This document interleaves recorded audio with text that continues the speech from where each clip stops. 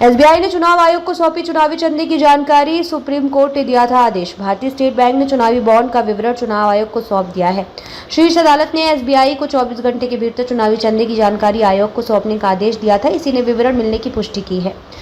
चुनाव आयोग ने कहा, सर्वोच्च न्यायालय के 15 फरवरी और 11 मार्च के आदेश के अनुपालन में एसबीआई द्वारा आज ईसी को चुनाव चंदे का जानकारी प्रदान की गई।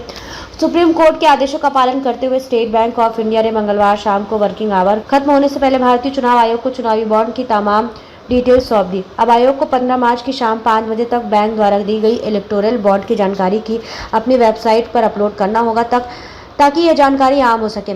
मामले में आयोग एक अधिकारी ने बताया कि चुनावी बॉन्ड का data state bank of India ने भारतीय चुनाव आयोग को सौंप दिया है।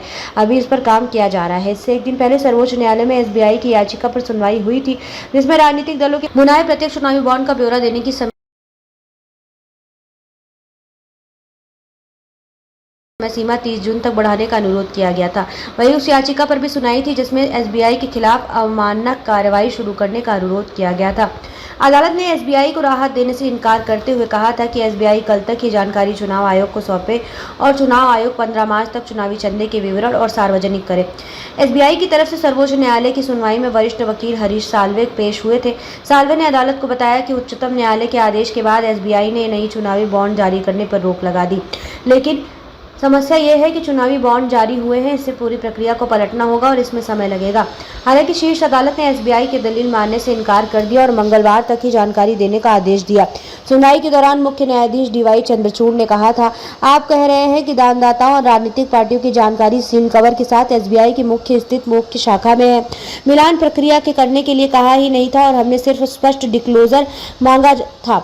मामले पर सुनवाई कर रही संविधान पीठ के सदस्य न्यायमूर्ति खन्ना ने एसबीआई के वकील हरीश साल्वे से कहा, अपना बताया कि चुनावी बॉन्ड की पूरी जानकारी एक सील कवर लिफाफे में रखी गई है, तो आपको सिर्फ सील कवर खोलकर जानकारी ही तो देनी है।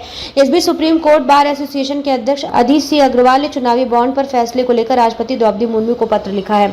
पत्र में वरिष्ठ वकील अग्रवाल ने कहा कि राष्ट्रपति मुर्मू को चुनावी बॉन्ड योजना पर अदालत के फैसले पर रोक लगानी चाहिए। पत्र में उन्होंने कहा कि पूर्ण न्याय के लिए पूरे मामले को फिर से सुनवाई के लिए सूचीबद्ध किया जाए। And redemption of electoral bonds until 30 June 2024 is dismissed. SBI is directed to disclose the details at the close of the business hours 12 March 2024. As regards the ECI, we direct that ECI shall compile the information and publish the details in its official